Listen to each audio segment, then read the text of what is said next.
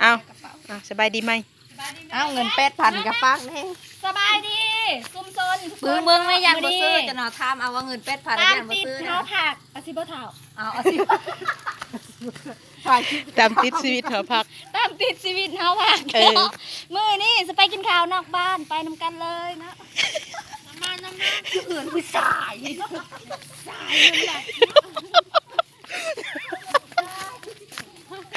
ของยานก็ได้มาแล้วมื้อเว้นนี่ ตึงยางกบแคบบ่ ถึงยังก็แคบไปใส่ซีน แล้วก็คือว่าบ่ได้ทุกอย่างพลกับทุกจ่ายยากคุณเนาะไปกินข้าวหอบ2หอบ1หาดออมรอบแอมแลมหมดแล้วบ้านก็ บรรยากาศของโรงเรียน ไอ้หมดทุกคนเด้อจ้า ป้าผู้เบิ่งสิบ่หลายตาวะนี่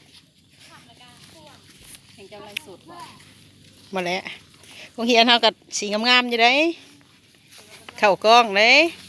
หลังนี้เฮาบ่ถ่ายให้เบิ่งนี่มันเก่า บ่ได้ หลังนี้เฮาบ่ถ่ายให้เบิ่งมันเก่า ก็มาแต่เมื่อก่อน อ่า มาตอนนี้ เอาถ่ายให้เบิ่งแต่หลังมันไหมนี่ทางยางแล้วจะได้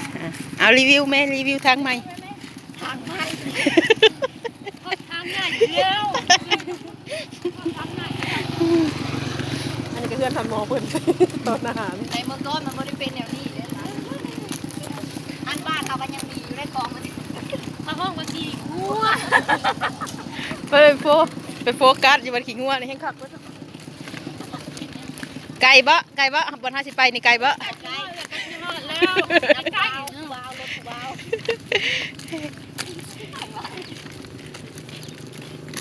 อันนี้ก็เป็นเพื่อนครูอาจารย์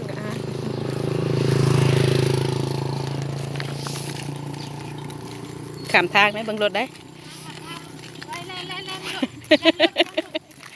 มันฮอนจับแล้วมันสะเทือนนะหมู เอ้าเขามีขากล้องเองบ่เขายังบ่มีทุนเลยพี่เพราะนั้นสนุนได้เด้อ มาขามกระไรได้นี่พี่น้องมาขามผู้ดีเสร็จแล้ว เขาปอดเขามีดินเลย จับที่อยากจะปากกระเจี๊ยบ เป็นห่วยมันทางเขา รีวิวเลย พอแล้วเด้อ ทานอาหาร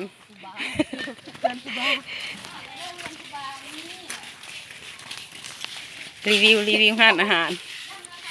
อยากกินกระไรเลือกกินเลยเนาะมีครบสุดยอดตลอดปลาไหลที่เกาะชิปปี้มีมากคงยางกันมาทักทายไปที่ทางส้มมองดีเลยแต่ก็อันนี้แม่ส้มหนาผู้บ่าวที่เขาสิมากินข้าวในมือนี่จะบอกว่าไม่กิน ติดตามดวงผี เอา ติดตาม YouTube บอกเบิ้ง ติดตาม YouTube ทุกคนค่ะ กระเดียวมาแล้วเลยนะอาหารที่เขาสิกินมือนี่แมนเมนูเป็นมือหนาแมนหมู อยากอะไรเลือกกันเลยติ ไอ้บุ๊ตัวแดนม้วนนั่นเจ้ามาเล่งไอ้ตัวนี้หน่อยนะมันใหญ่คลายเลยไหมอย่าว่าระวังสองตัวนี้อย่าว่าได้ทองปุ่งปุ่งกูดู เจ้ากินไก่ไปเนี่ย ดีใจก็ได้ กินแมวจับไก่ไป จิ๋ว ตกลง นี่ต้นเนี้ย